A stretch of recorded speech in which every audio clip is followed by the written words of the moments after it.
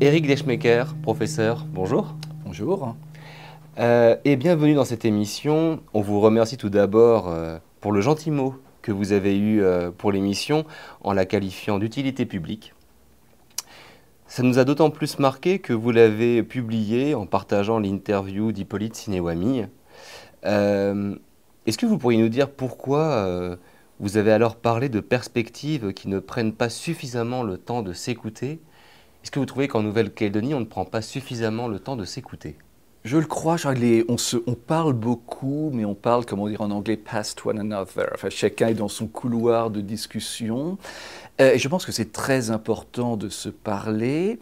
Ça n'a l'air de rien de le dire, mais c'est quelque chose, je crois, de très profond. Se parler, ça n'est pas la même chose que d'être d'accord avec tout le monde. Ça n'est pas la même chose que de penser que la vérité se trouve à équidistance de toutes les positions. C'est plusieurs choses. Alors, je crois partir du principe que l'on n'a pas nécessairement raison. C'est-à-dire que le critère de la vérité, c'est pas son opinion. Je souhaite que mon opinion soit conforme à la vérité et non pas aligner les faits sur ce que je pense à l'heure actuelle. Donc j'ai des opinions très tranchées sur un certain nombre de questions et je crois qu'elles sont justifiées. Mais c'est fondamental d'apprendre à écouter de manière bienveillante, à essayer de comprendre d'où parlent les autres et pourquoi. Et c'est ce que vous essayez de faire, et je crois que vous faites très bien sur cette chaîne. Merci beaucoup. On essaye aussi de penser un peu contre soi-même. C'est un exercice qui, par les temps qui courent, peut effectivement s'avérer utile. C'était le titre de ma leçon inaugurale à l'université de Melbourne. Penser contre soi-même. Ah oui? Ouais. Quel conseil vous pourriez nous donner? Pourquoi c'est utile de penser contre soi-même? Dans mon cas particulier, c'est vrai que j'ai passé toute ma vie adulte à l'étranger. J'ai appris d'ailleurs à connaître la Nouvelle-Calédonie de l'extérieur. On y reviendra. Par certains aspects connaître, mais peut-être surtout aimer la France de l'extérieur. Et toute ma vie a consisté à essayer de comprendre la culture d'une autre civilisation. J'ai enseigné avant tout le droit anglo du Royaume-Uni, de l'Angleterre et de ses anciennes colonies. Et je crois que le très grand paradoxe, c'est que est-ce même un paradoxe? C'est comme les parents avec leurs enfants, l'amour ne se divise pas. Je dirais qu'au contraire, plus on apprend à aimer autre chose que son environnement immédiat, plus on est capable d'aimer également son environnement immédiat, sa culture, ses propres origines. Mais pour moi, ça a pris le temps d'une longue médiation de par l'étranger. J'ai appris à d'autant mieux respecter le droit romano-français, dans mon cas, que j'ai appris d'abord à essayer de comprendre une autre logique, la logique d'un autre droit, ce qu'on appelle la common law, qui est très différente. Essayer de comprendre le génie des différentes traditions, des différentes terres, des différentes cultures, ce qui encore une fois n'est pas du tout du relativisme, ou de se croire citoyen du monde. Il n'y a rien de plus absurde que ce genre de choses. Mais non, apprendre à dialoguer en profondeur. Oui, je vous rejoins. Mais je vous rejoins sur beaucoup de choses. De toute façon, on le sait, on s'est déjà parlé en dehors de l'émission. Effectivement, ce terme de citoyen du monde, moi, a tendance à m'hérisser un peu le poil. Et je pense qu'on partage également en commun le fait d'être parti pour vivre sa vie d'adulte en dehors de l'Hexagone. Et paradoxalement, plus on découvre d'autres cultures et d'autres horizons, et plus ça nous raccroche à notre terre d'origine. En tout cas, on la redécouvre d'une autre manière et ça libère du syndrome de My daddy's bigger than yours, on dirait encore en anglais. C'est simplement de dire, ah bah ouais, toi tu penses que la France c'est génial, etc., parce que tu es français, mais si tu étais américain, tu penserais à autre chose, et chinois, etc. Et c'est un argument auquel il n'est pas facile de répondre, sauf à l'avoir vécu. Non, je ne le pense pas pour cette raison. J'aime immensément le pays, la culture dans laquelle j'ai le privilège d'être né, d'avoir reçu en héritage, comme une grande partie du monde l'aime.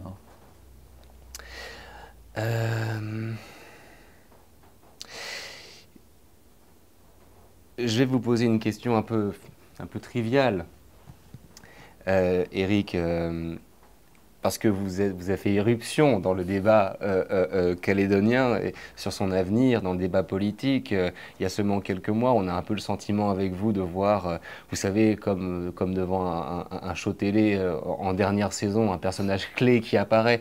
En dramaturgie, c'est souvent les personnages les plus passionnants ou les pires. Souvent, soit ils sont écrits un peu à la va-vite pour relancer l'intrigue, soit au contraire, ils auraient toujours dû être là et ils n'arrivent qu'en fin de production. Ma question est un peu triviale. Vous êtes qui? D'où vous arrivez?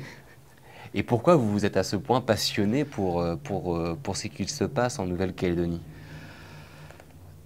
Je répondrai peut-être en partant de la fin. Je me suis passionné, je m'y suis intéressé à partir de 2017, donc c'est relativement récent, mais ça commence quand même maintenant à remonter un peu. 2017, je débarque moi-même dans le Pacifique, après avoir passé 15 ans au Royaume-Uni, où j'étais déjà universitaire en droit. Et c'est le moment où la Nouvelle-Calédonie entre dans ce processus référendaire que j'avais complètement oublié, comme je crois absolument tout le monde en métropole, peut-être même ici. Choc du premier, puis encore plus évidemment deuxième, un référendum où je prends conscience qu'il y a un risque réel et sérieux, comme diraient les juristes, qu'une partie de la France cesse d'être française dans une indifférence quasi absolue en dehors de cet archipel, et qu'il n'y a à peu près personne, pour ne pas dire personne chez les universitaires, chez les juristes, pour défendre le pavillon français ici. Le choix semblait être entre les vrais indépendantistes et les indépendantistes déguisés, l'indépendance dans 30 ans, l'indépendance association, etc. Personne ne portait ce drapeau, et pour moi c'est devenu une sorte d'impératif moral. Je ne pouvais pas ne pas m'engager. Je n'avais pas du tout prévu l'écho que ça aurait ici, mais uniquement à partir du moment où j'ai commencé à venir, c'est-à-dire assez récemment. Pendant des années, j'avais commencé à publier en métropole, ça avait fait peu réagir là-bas et encore moins ici. Les espaces de dialogue sont malheureusement devenus assez séparés. Effectivement, une fois qu'on met le doigt, je ne sais pas si engrenage est le bon mot, mais une chose mène à l'autre. Effectivement, on se rend compte que cette parole un peu nouvelle rencontre un écho, évidemment, ça vous oblige à continuer. Mais j'ai vécu 40 ans avant de vivre dans le Pacifique. Je suis né à Paris à la fin des années 70. Mon père était haut fonctionnaire, donc j'ai connu la haute administration d'État à l'époque où elle représentait encore quelque chose, ce qui n'est probablement, malheureusement, plus le cas. Et puis, pour des raisons dont on reparlera dans une prochaine saison, j'ai quitté la France, donc je suis parti faire ma thèse au Royaume-Uni. Donc je débarque en Angleterre 10 jours après le 11 septembre avec une valise dans chaque main et aucun plan pour ma vie. Et en fait, je ne suis jamais retourné en France de manière permanente.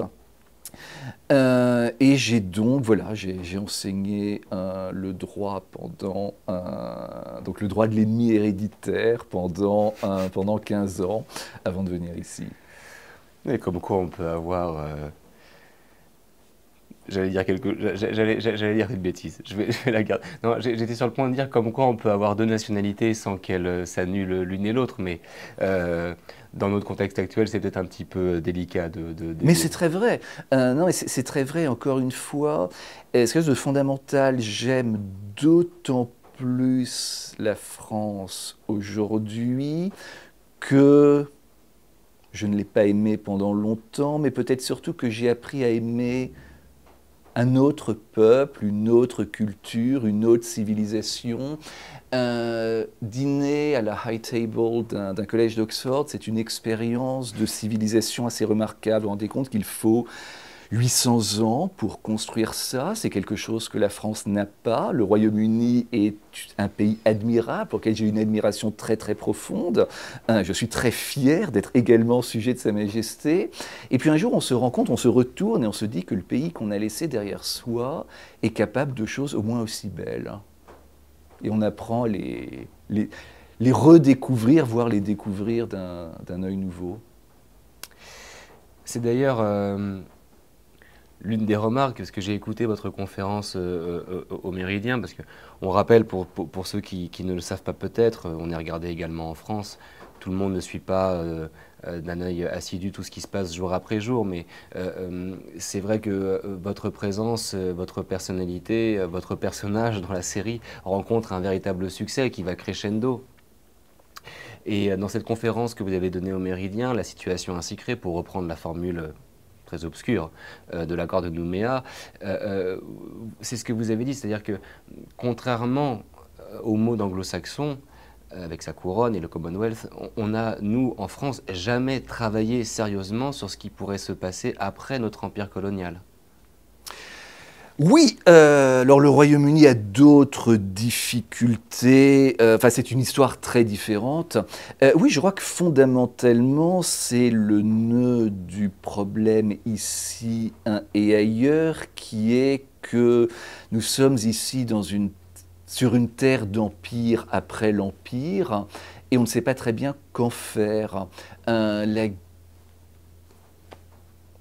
J'ai commencé ma phrase, j'ai fini la gauche, même si je ne voulais pas employer ce mot à sa réponse, qui est qu'on a oublié de décoloniser au sens de rendre indépendantes ces terres.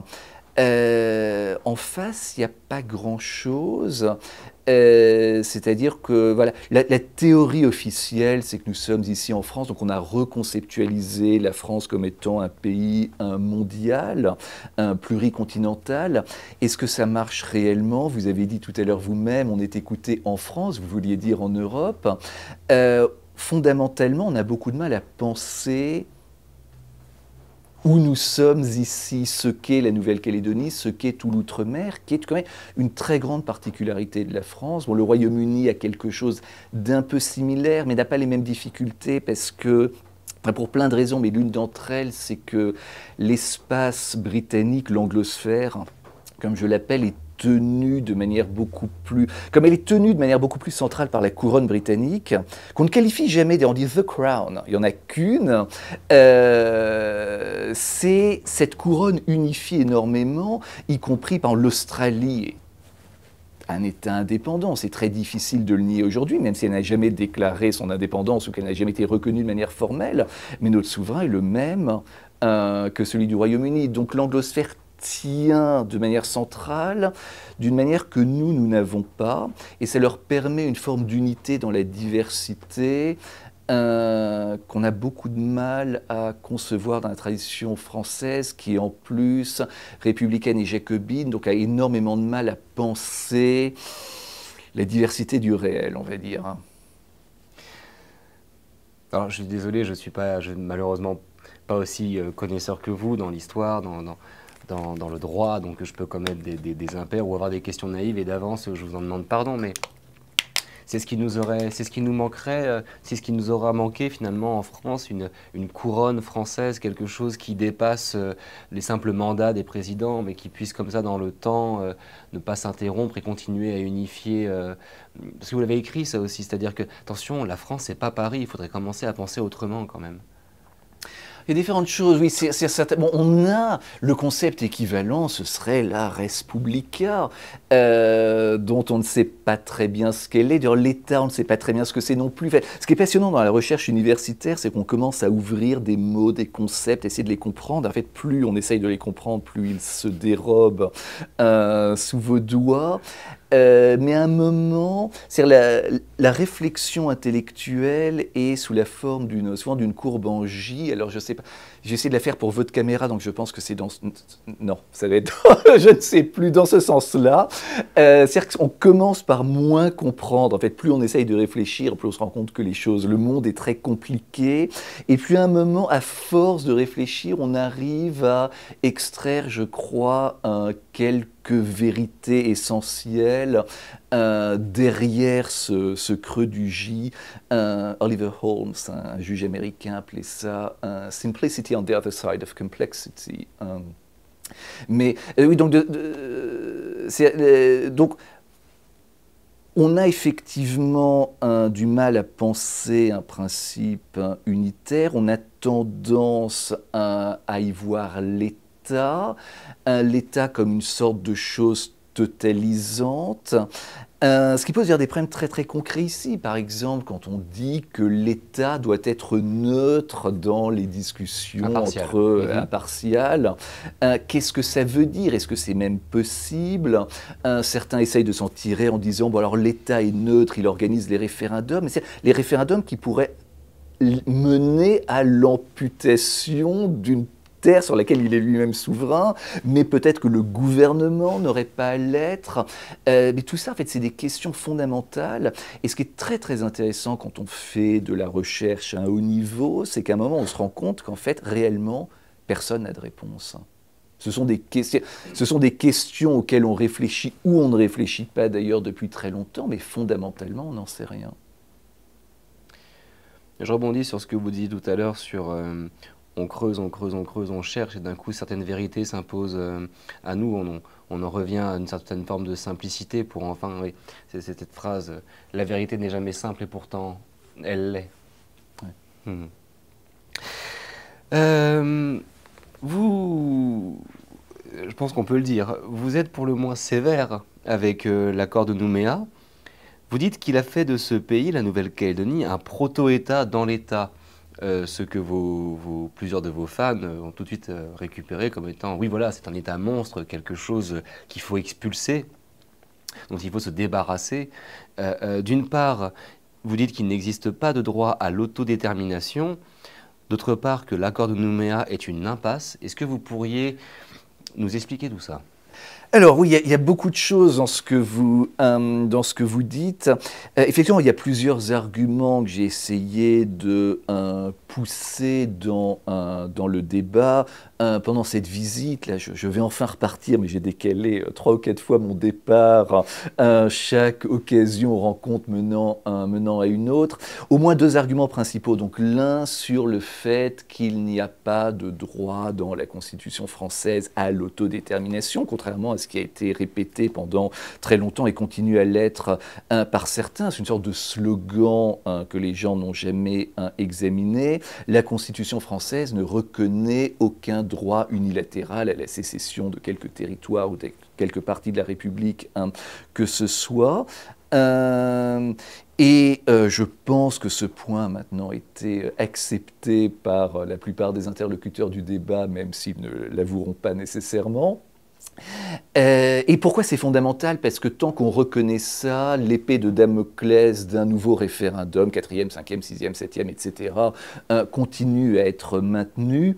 Encore une fois, il n'y a pas de droit permanent à recommencer l'opération, à voter tous les dimanches après la messe, jusqu'à ce que les gens donnent la bonne réponse. Auquel cas, évidemment, personne ne leur demande s'ils devraient reconfirmer leur réponse la fois d'après. Donc ça, c'est sur l'autodétermination. Une autre chose, mais là, ça m'a pris moi aussi beaucoup de temps à le comprendre. C'est-à-dire l'avantage d'essayer de parler, c'est-à-dire que ça force à essayer de réfléchir à ce qu'on veut dire, à le mettre en mots, et en le faisant et en recevant les réactions des autres, on affine son argument. L'accord de Nouméa, qui a quand même été célébré à l'époque comme une très grande victoire, un accord de paix, comme quelque chose qui allait apporter la paix et la prospérité, qui non seulement ça, mais qui a été et je crois continue dans une assez large mesure à être traité comme un texte quasiment sacré, notamment le préambule.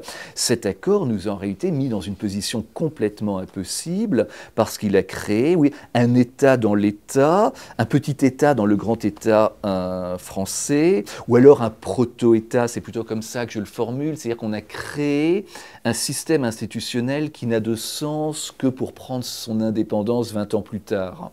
Si vous regardez l'accord de Nouméa, ce qui s'est passé depuis 1998 en vous disant à la fin la réponse attendue c'est qu'ils votent oui et qu'ils prennent leur envol, alors tout fait sens, tout devient cohérent et compréhensible. Si vous partez du principe qu'à la fin les gens pourraient dire non, non seulement on n'a rien prévu de ce qui se passerait après, mais c'est très très dur de même comprendre ce qui pourrait se passer. Qu'est-ce qu'on fait? On a un Parlement qui est souverain sur un très grand nombre de domaines pour la Nouvelle-Calédonie uniquement. C'est qu'on a un deuxième Parlement souverain à l'intérieur de la République française qui fait la loi sur un très grand nombre de sujets pour 0,3% de la population, un pari pour les 99,7% restants.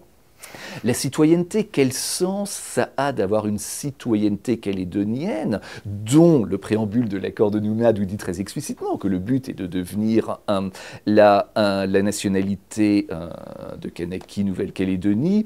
Quel sens ça a sur une terre qui n'est pas et qui n'a pas vocation à devenir indépendante? C'est une sorte de citoyenneté régionale dans la France, on ne sait même pas ce que c'est. Voilà, donc l'accord de Nouméa, en fait, n'acceptait qu'une seule bonne réponse, qui était de dire oui. Les Calédoniens ont dit non, et je m'en réjouis, mais ça laisse totalement intacte la question de qu'est-ce qu'on fait maintenant. Vous dites que, enfin, vous dites pas, vous êtes par ailleurs très critiqué ici et là par les héritiers de l'accord de Nouméa, par ses signataires, par quelques penseurs parisiens qui ne mâchent pas leurs mots sur votre intervention dans le débat. Vous, ce que vous dites, c'est que c'est quand même dommage que je ne sois pas attaqué sur le fond. Globalement, je suis étonné du peu de répondants que je trouve en face de moi. J'ai lu très peu de critiques sur le fond, de manière très étonnante, notamment sur l'accord de Nouméa. Sur l'autodétermination, bon courage s'ils veulent me la trouver, me le trouver. Je peux vous en suggérer une, j'ai malheureusement pas toutes mes notes sous la main, mais dès lors que le peuple kanak est reconnu par nos textes, dès lors qu'il existe à l'ONU ce droit des peuples à disposer d'eux-mêmes, les deux se conjuguant entre eux, est-ce qu'on peut comprendre, même si ce n'est pas écrit nulle part, que ce droit à l'autodétermination, comme c'est le cas dans la bouche de beaucoup de gens, apparaisse comme étant existant? Alors là, vous mettez sur un autre terrain qui est celui du droit international, où vous êtes confronté à d'autres difficultés. La première étant évidemment que c'est un droit qui n'a pas d'application directe. Les résolutions de l'Assemblée générale des Nations unies, ce sont des recommandations faites aux États membres. Donc il est très difficile de les traduire directement, et même impossible de les traduire ou de les introduire directement dans l'ordre juridique français. Mais surtout, plus fondamentalement, ce qui est intéressant, c'est que il ne peut pas y avoir de droit sans bénéficiaire du droit. Et si en droit international, on reconnaît un éventuel droit à l'autodétermination de quelqu'un, ce serait effectivement le peuple kanak. Certainement pas le peuple néo-calédonien qui, je crois que plus grand monde le met en doute, n'existe pas. C'est ce que j'appelle très méchamment un ramassis administratif. C'est la somme totale des gens qui arrivent à cocher une des cases assez arbitraires de l'article 188 de la loi organique de 1999, tel que modifié un certain nombre de fois.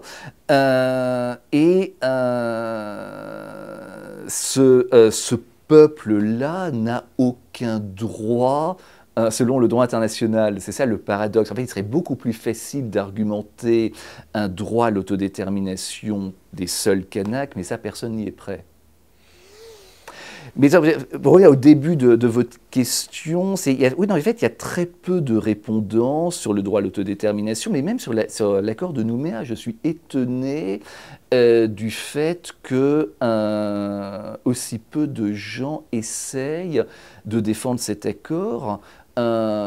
Qui encore une fois a été regardé comme un très grand événement historique pour la Nouvelle-Calédonie, pour la France.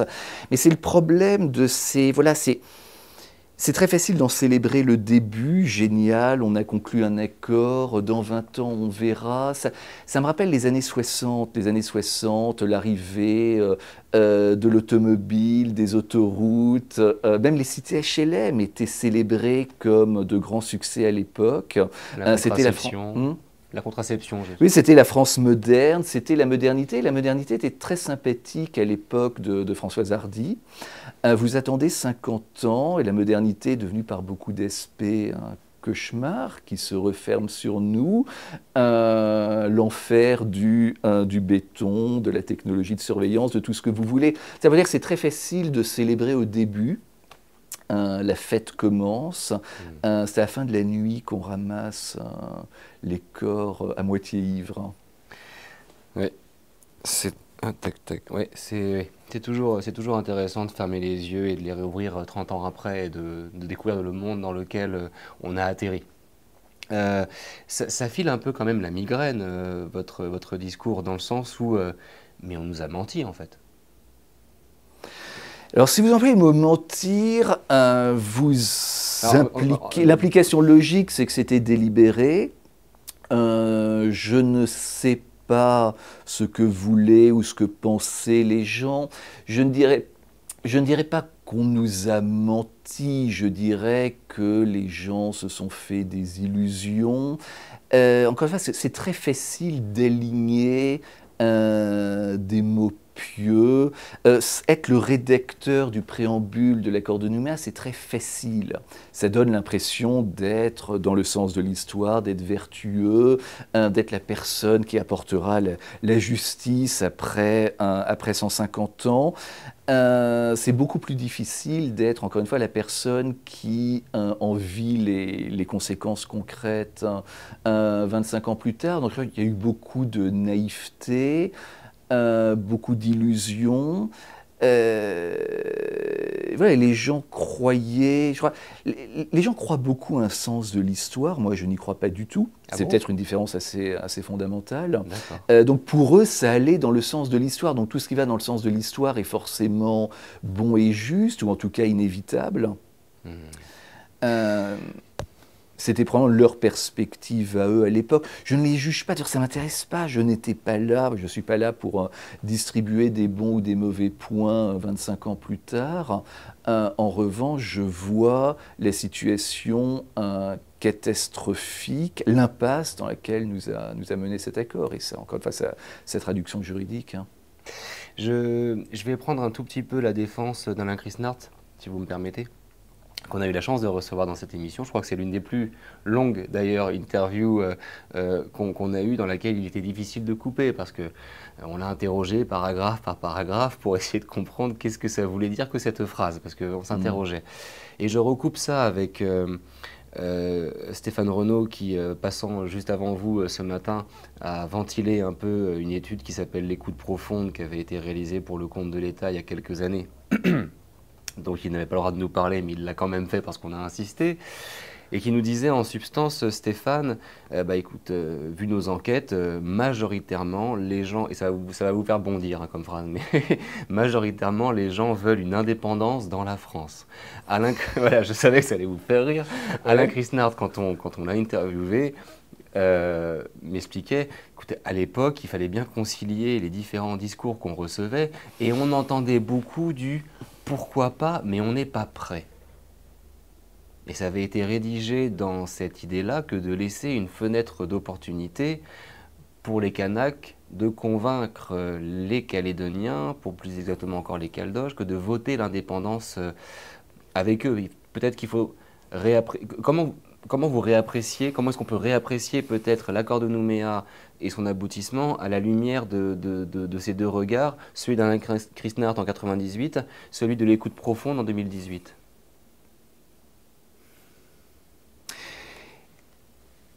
Mais on peut en C'est là rester à l'avantage d'être juriste par rapport au fait d'être philosophe, c'est que le droit a des conséquences réelles dans la vraie vie. Donc le droit a des conséquences sur la vie des gens, donc il faut à un moment trancher et comprendre les implications de ce qu'on dit, alors que d'autres ont le privilège de pouvoir continuer à mettre des mots derrière les mots pour le restant des temps.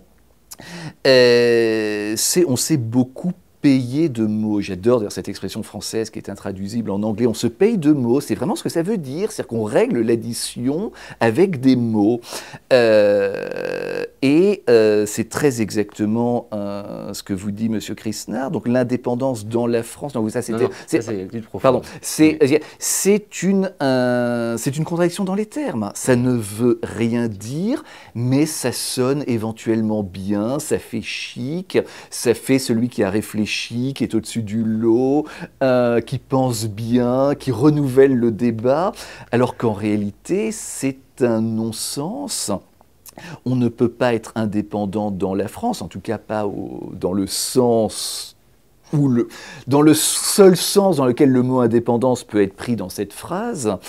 Ensuite, des aspirations contraires, oui, bien sûr, mais des aspirations contraires, encore une fois, ça ne se réconcilie pas en prenant un bout de phrase d'un côté, un bout de phrase de l'autre. On l'a vu à Déva, oui, ça ne marche pas. On n'est pas prêt, bon, c'est encore un autre argument. Pas prêt à l'indépendance. C'est vrai, j'ai personnellement, je ne comprends toujours pas d'où vient cette aspiration à l'indépendance. Ce sentiment qui est évidemment très prégnant chez les Kanaks, mais pas que.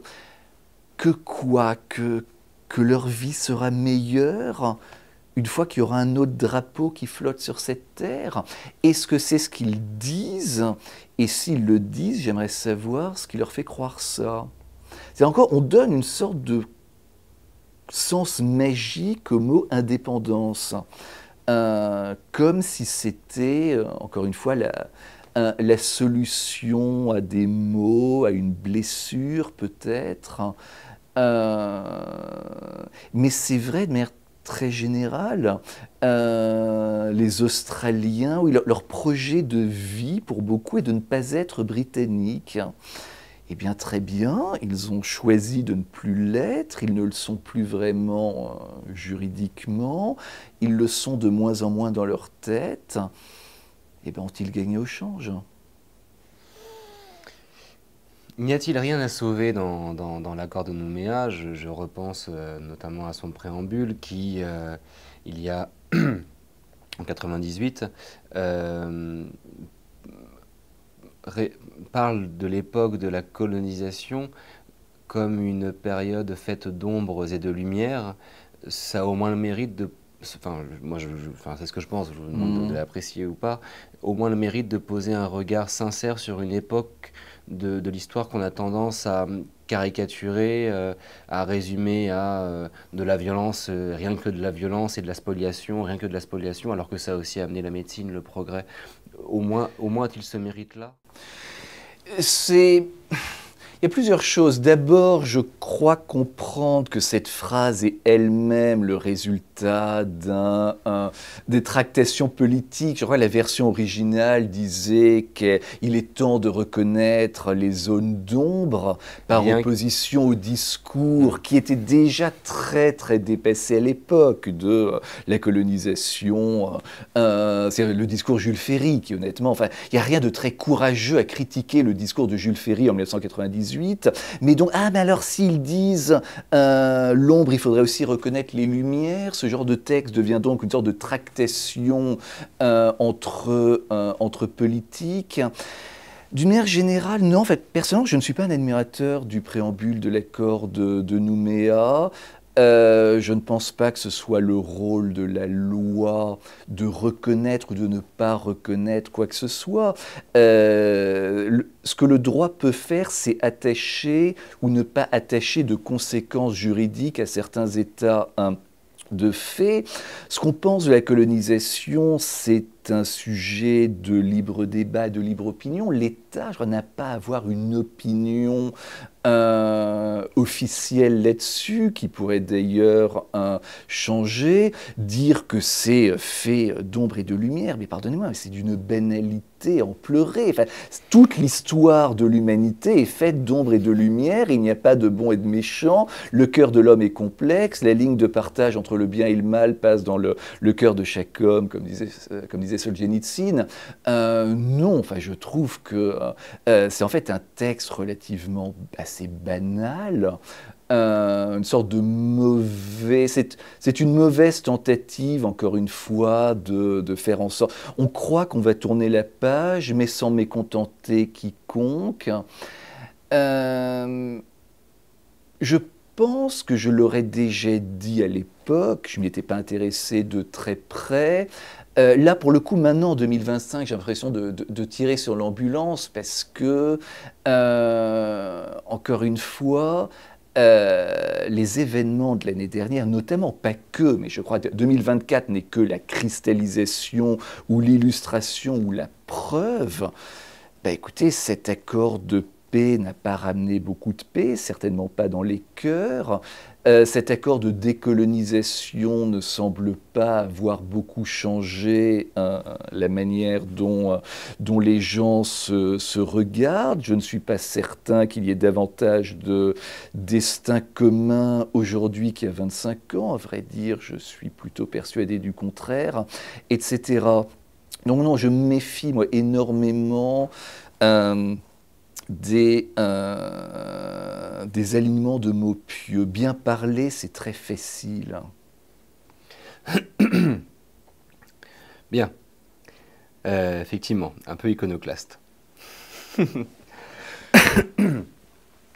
Pour autant, quand on vous connaît un peu, on apprend assez vite que vous mobilisez... 1, 2, 3, je vais y arriver. Quand on vous connaît un peu, quand on échange un peu avec vous, on découvre assez rapidement que vous vous mobilisez autant pour les Européens que pour les Kanaks. C'est important de le rappeler. Alors je mobilise, c'est-à-dire j'apporte un argumentaire juridique, je l'apporte d'abord parce que je crois qu'il est vrai, mais en l'occurrence il a aussi une implication politique assez directe. Je souhaite évidemment, ça je crois que c'est totalement évident, que notre pavillon reste flotté sur l'archipel calédonien. Mais oui, certainement, ça n'est pas le combat d'une communauté contre une autre, d'un clan contre un autre, celui de l'État ou de qui que ce soit. C'est un combat pour un pays, derrière un pays, une civilisation, un être au monde, comme disent les gens pédants, dont je fais partie.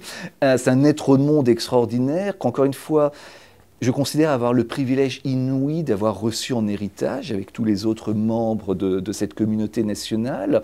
Je crois qu'on a toutes les raisons objectives d'en être fiers. Et ce qui paraît intéressant, c'est que la question réellement difficile, c'est de se dire que fallait-il faire en 1853. Ça, c'est une question sur laquelle on pourrait discuter très longuement. Allons-y. Mais c'est la question qui, moi, m'intéresse, la seule question qui soit concrète pour moi et ma génération, c'est faut-il partir en 2025 ? Et ça, c'est en fait une question très très simple. La réponse est évidemment non. La France en souffrirait énormément. La Calédonie dans son ensemble en souffrirait énormément.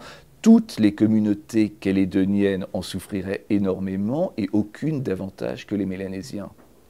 En ce sens, oui, je me bats pour eux aussi, bien sûr. Oui.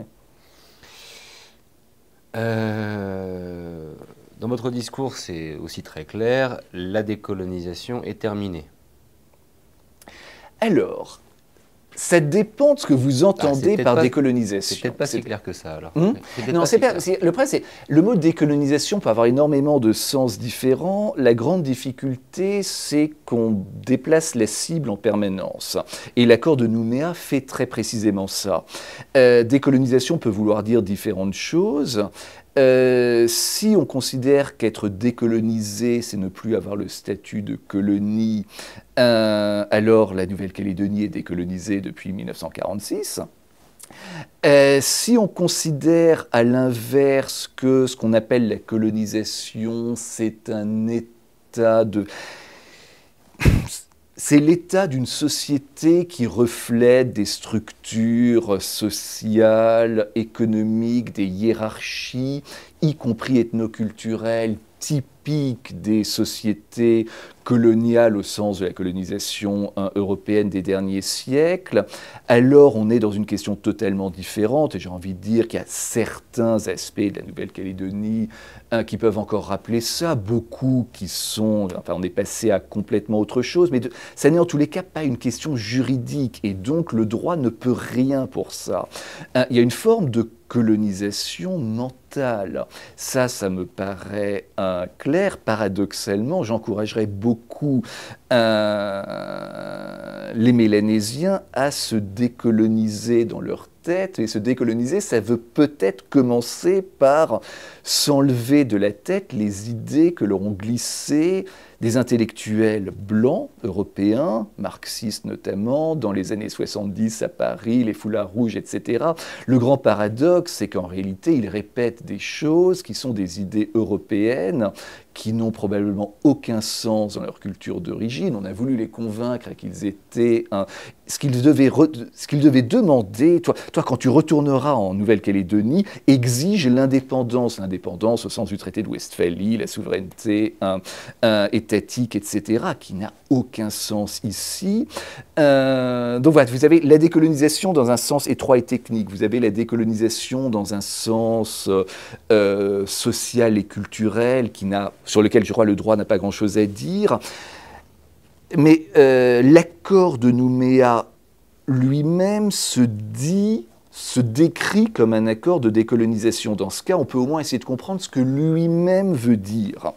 Et la logique de l'accord de Nouméa, c'est que la décolonisation, c'est le fait qu'on va demander aux Calédoniens, à supposer qu'on puisse définir qui ils sont, et c'est une question épineuse avec laquelle on se débat depuis. Donc on va demander aux Calédoniens eux-mêmes ce qu'ils en pensent. Mais alors dans ce cas, la logique, c'est qu'une fois qu'ils ont répondu, eh bien ils ont répondu. La décolonisation est achevée au sens de l'accord de Nouméa, oui, depuis le 12 décembre 2021. Si on ne l'accepte pas, la seule alternative, c'est de dire la décolonisation, c'est l'indépendance.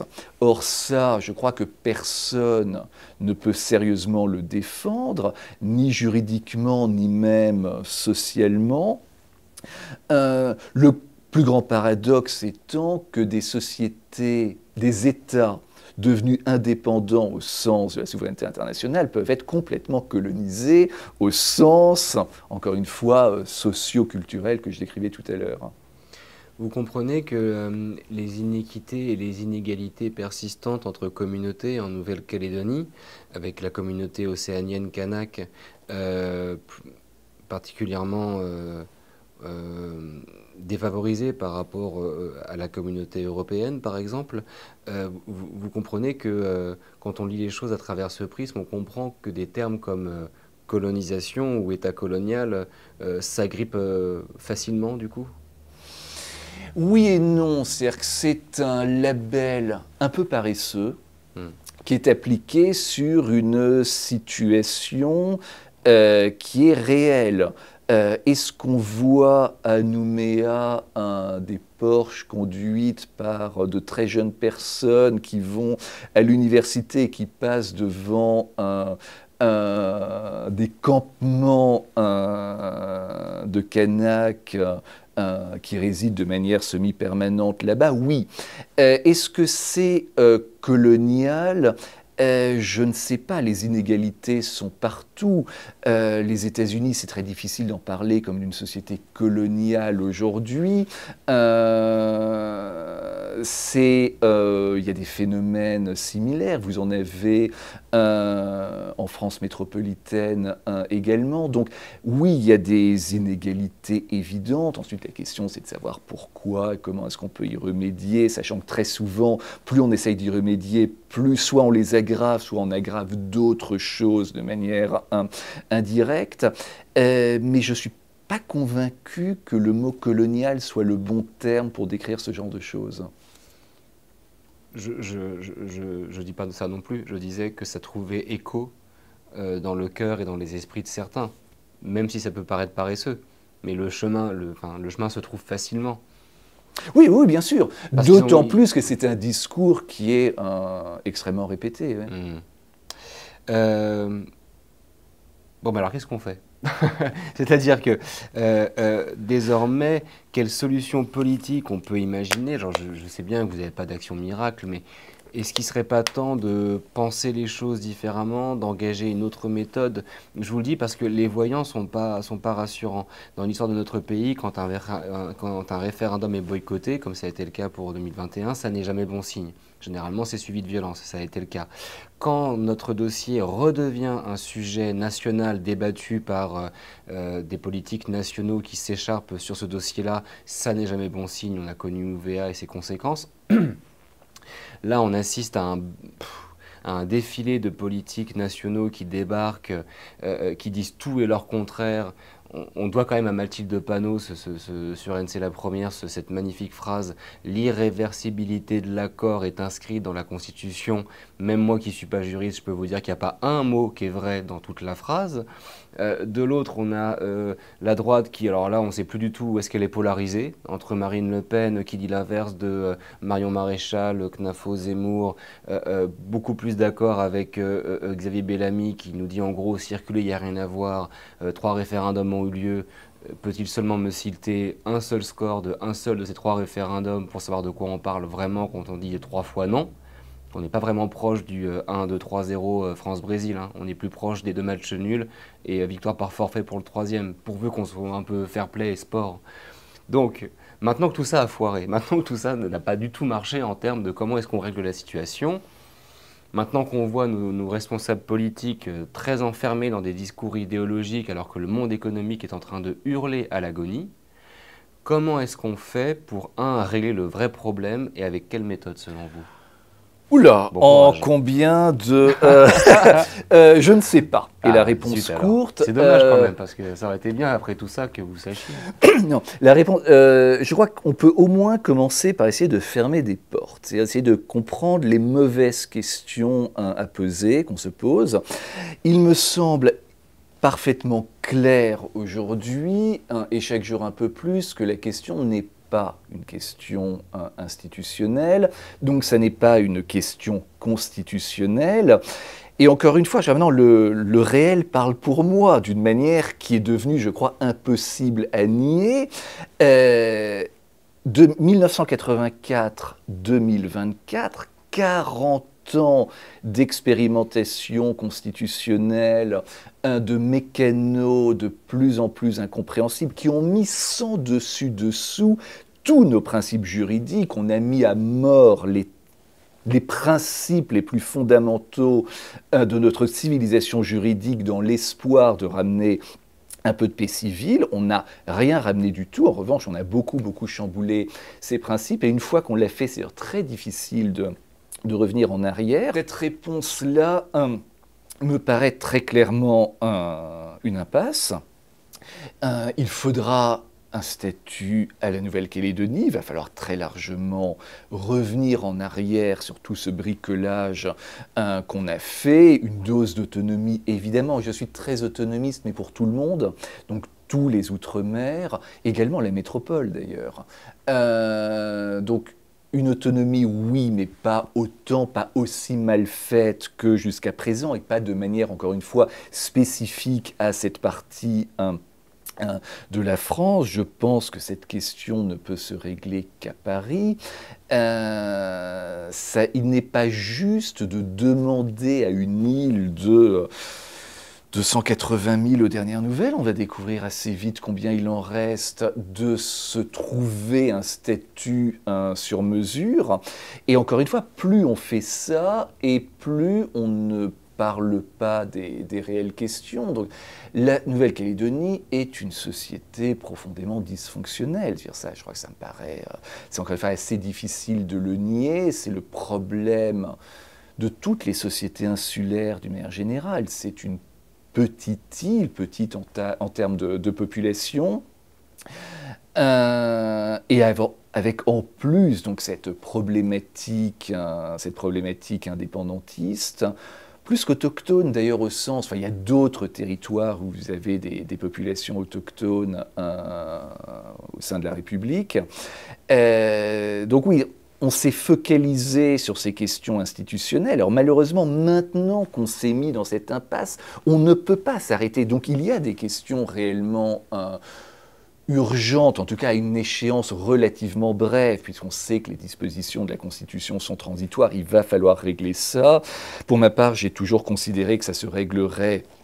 La moins mauvaise manière serait de le régler au sein d'une réforme générale du droit de l'outre-mer. Reste intacte la question identitaire, la blessure identitaire, oserais-je dire narcissique, des Kanaks, que je comprends.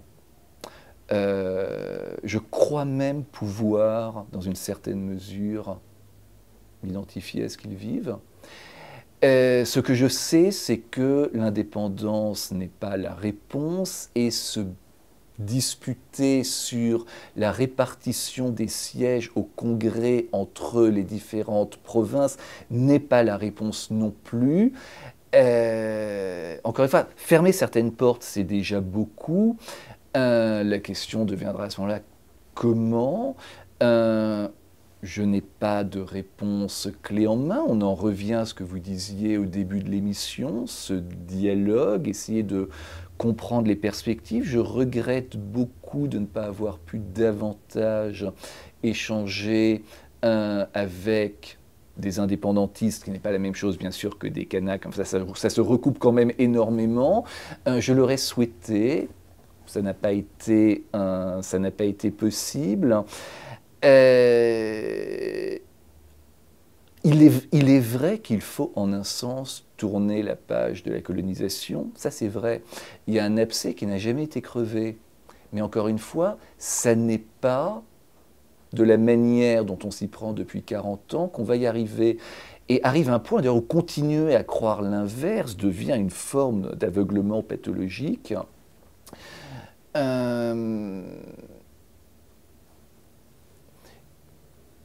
Comment C'est quoi l'abcès? C'est la prise de possession de 1853?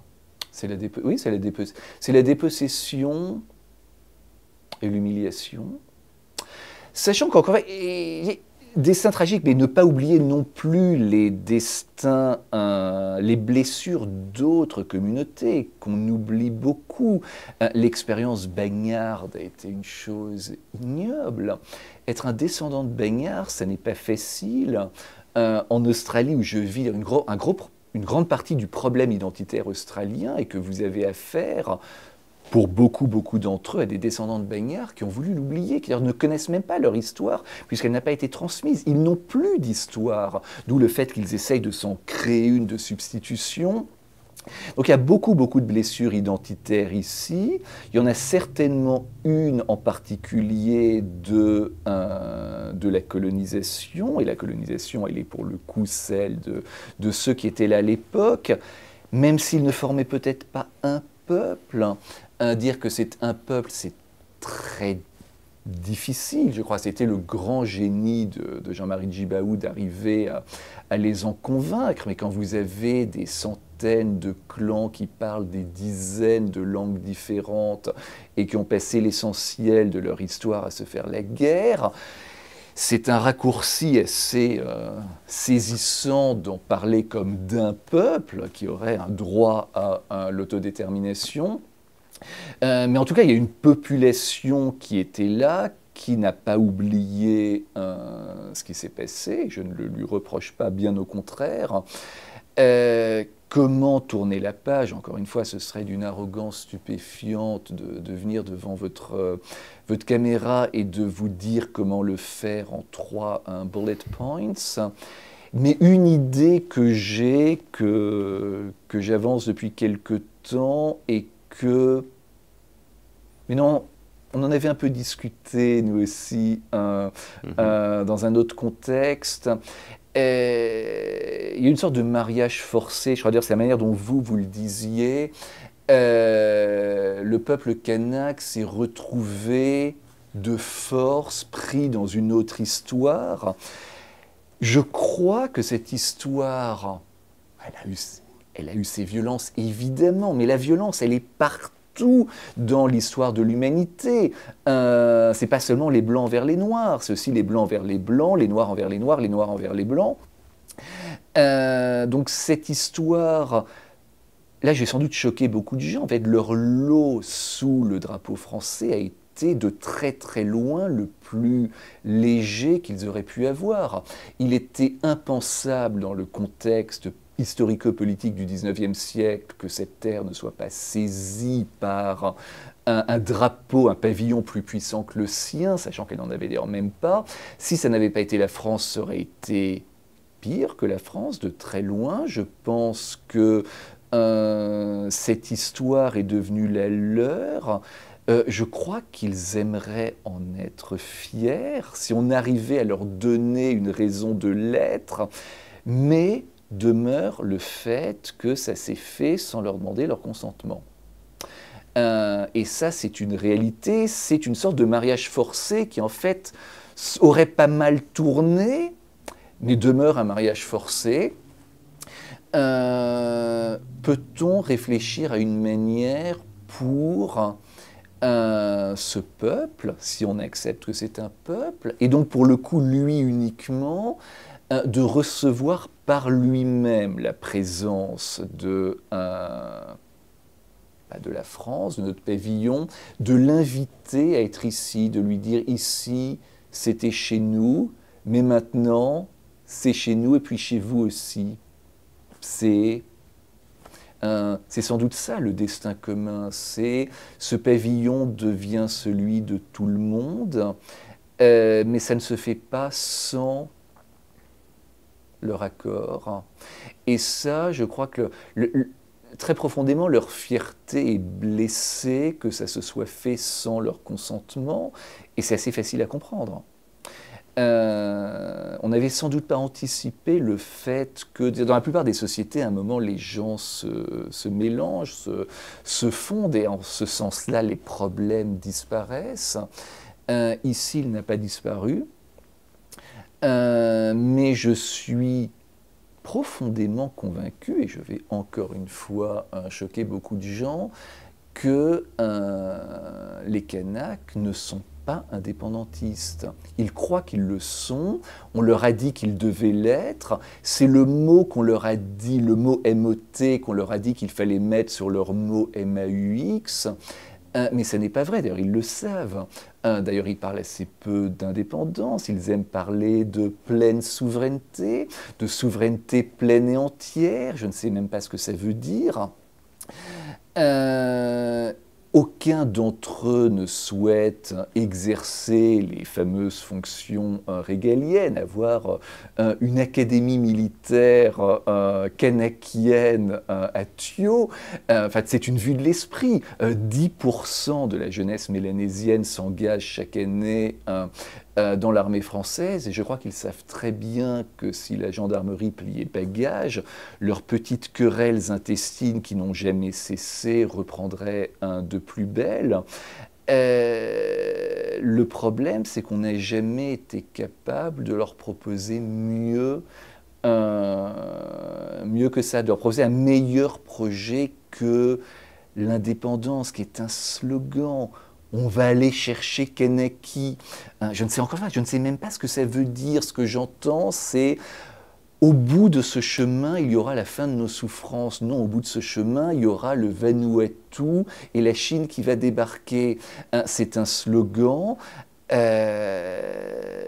mais il faut leur proposer, ou plus exactement, parvenir à ce qu'eux-mêmes créent ou développent un projet dont ils puissent être fiers au sein de la France, et probablement, pour le coup, oui, un projet en tant que peuple, si vous voulez employer ce mot, que communauté humaine distinctive, ce que la France a beaucoup de mal à faire. La France a une tendance assez pathologique à aller d'un excès à l'autre en permanence. Donc, C'est très français. C'est très français. Vous êtes breton, je crois, la Bretagne. Donc la République, à une époque, a essayé de détruire la langue et la culture bretonne. Donc on tapait à coups de règles sur les doigts des écoliers qui parlaient breton. Et puis à un moment, elle s'est dit, c'était sans doute pas très bien, et en fait, les langues régionales, la culture régionale, c'est bien, c'était encouragé, etc. Et donc maintenant, on met des panneaux de signalisation bilingue absolument partout, avec des noms qui ont d'ailleurs été plus ou moins inventés ex post facto, et on les met, y compris dans des endroits comme Rennes, où on n'a jamais parlé breton. Donc on passe d'un système brutal à une absurdité qu'on a essayé de créer en retour. De la même manière, on est passé d'une sorte d'individualisme méthodologique poussé à l'extrême. La France est quand même le pays qui a poussé à son point le plus caricatural l'idée que les peuples, les communautés humaines, les religions n'existent pas, il n'y a que des citoyens, des individus libres et égaux en droit face à la République, à l'État. Évidemment, ça arrange énormément l'État, parce que quand il n'a plus en face de lui que des individus atomisés, que plus rien ne relie les uns aux autres, il ne reste plus que l'État pour un État total, totalisant, pour organiser leur cohabitation. Donc on est passé de ça à parfois une sorte de, Monsieur Valls récemment nous disait qu'on ne pouvait faire aucune réforme ici sans le peuple, je ne sais pas s'il a dit kanak ou autochtone ou premier, c'est-à-dire qu'on passe d'un extrême à un autre qui consiste à leur reconnaître un statut particulier, un statut privilégié au sein de la République, et ça je crois que c'est très profondément problématique pour des raisons évidentes. En revanche, le fait que les Kanaks, comme d'autres groupes, évidemment, existent en tant que communauté ethnoculturelle. Enfin, c'est une évidence. Mais ce qui est moins évident, c'est qu'eux se pensent comme tels et qu'on doit le reconnaître.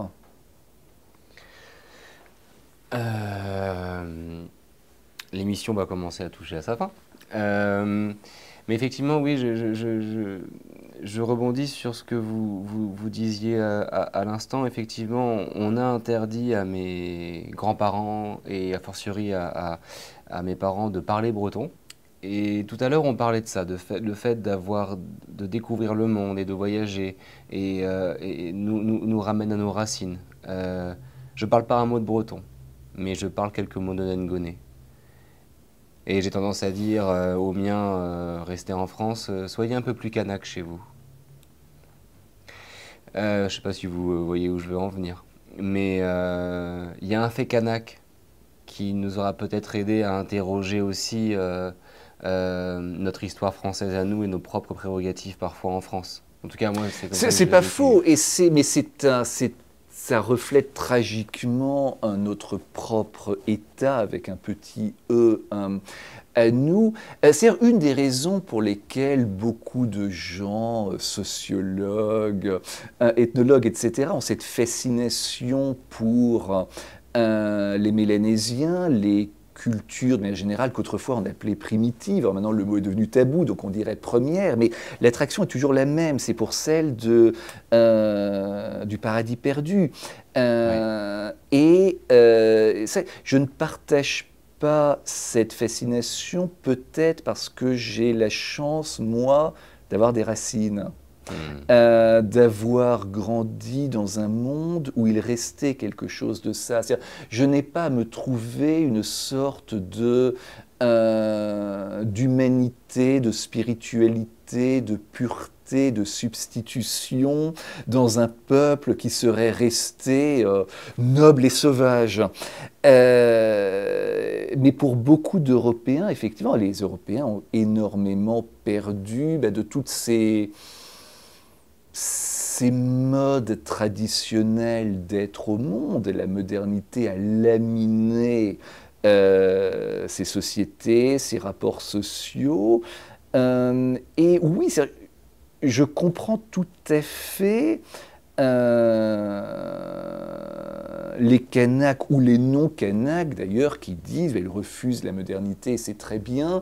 Je pense qu'ils le font de manière trop extrême. D'ailleurs, c'est intenable à long terme. Et d'ailleurs, ça ne marche pas. Eux aussi sont drogués à TikTok, peut-être sans doute plus d'ailleurs que nos propres jeunes.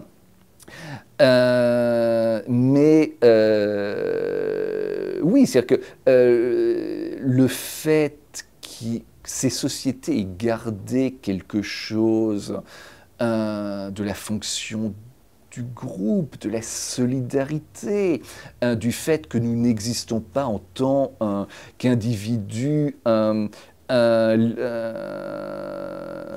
J'ai oublié la phrase de la théorie économique, enfin, d'individus libres en compétition sans entrave sur le marché. Mais ça, c'est un autre problème. C'est aux Européens, je crois, d'essayer de redécouvrir une partie de leur humanité.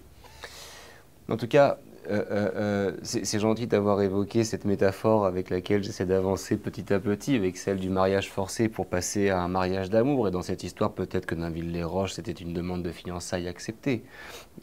Je file la métaphore, quitte à la filer jusqu'au bout. Mais comme j'ai souvent entendu dire mes invités, dont des caldoches, il faut qu'on sorte de ce rapport dominant à dominé pour être à égalité.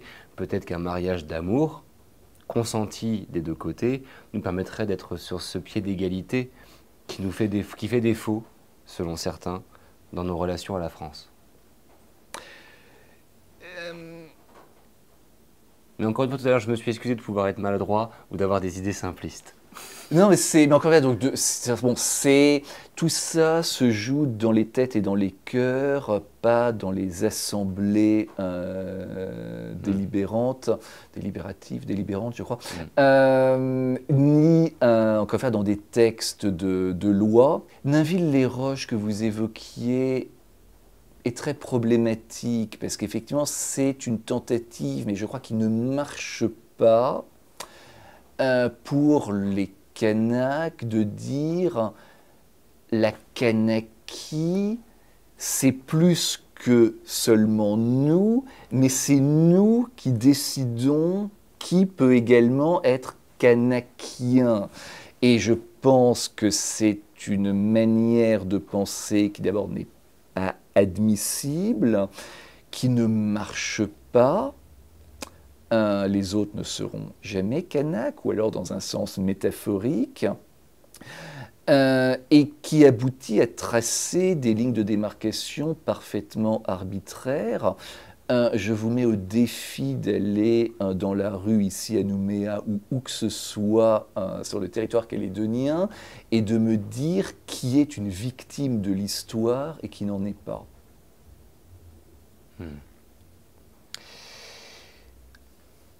Reçu. Admissible. Il y a point. L'arbitre a dit il y a point. Merci encore beaucoup, professeur. Je vais vous poser la même question que je pose à tous mes invités en fin d'interview. Auriez-vous un message à adresser à tous nos compatriotes calédoniens, si possible un message un peu d'espoir, car les temps sont difficiles. Beaucoup nous annoncent que nous ne sommes qu'au devant de nos difficultés, notamment économiques, budgétaires, financières, de restructuration de société. Quel message aimeriez-vous adresser à l'ensemble des Calédoniens et des habitants de ce beau pays? Alors, comme je n'ai pas suffisamment regardé vos émissions, je ne savais pas que vous alliez me poser cette question. Donc, en réfléchissant off the top of my head, nous vous aimons. Nous, voulant dire les Français qui ne sont pas un Calédonien, nous sommes un pays, un peuple. Ce qui n'est pas incompatible avec d'autres identités. Toutes les identités sont complexes et multiples. Nous sommes un pays, un peuple, un destin partagé. Je souhaite que toute la communauté nationale se soucie de vous beaucoup plus qu'elle ne l'a fait jusqu'à présent. Et c'est quelque chose dont nous sommes coupables. De votre côté, votre devoir est de manifester le fait que vous faites aussi partie de cette même communauté nationale, que vous l'aimez, que notre sort ne vous est pas davantage indifférent que le vôtre peut l'être à tant de gens à Paris. Si nous voulons rester un pays en droit, il faut avant tout être un pays dans les cœurs et les esprits. Allez, pour qu'on ne m'accuse pas d'être démagogique, il y a une forme d'égoïsme calédonien que j'ai rencontré. Beaucoup de gens qui sont en permanence à se demander ce que la France peut faire pour eux, jamais ce que eux pourraient faire pour la France. La France, ils veulent tout ce qui est bon et utile, mais l'idée que si on veut avoir les bons aspects, il faut en accepter, vous voyez, the whole package, pour certains a l'air difficile à accepter ou à comprendre. La France, ce n'est pas uniquement des subventions et des gendarmes mobiles quand vous en avez besoin, c'est un pays extraordinaire, partagé, qui va mal. Tout va mal en France, c'est une réalité, mais cette réalité n'est pas inéluctable. Le sort de la France dans son ensemble dépend en partie du sort de la Nouvelle-Calédonie, mais pas que. Mais c'est ensemble que nous allons nous battre. Je vais continuer ce combat ici et ailleurs. Mais j'ai besoin, nous avons besoin, nous les non-calédoniens, que vous nous aimiez aussi, que vous manifestiez ce désir de rester français, d'être pleinement français, par amour de votre pays et pas uniquement lorsque c'est votre intérêt.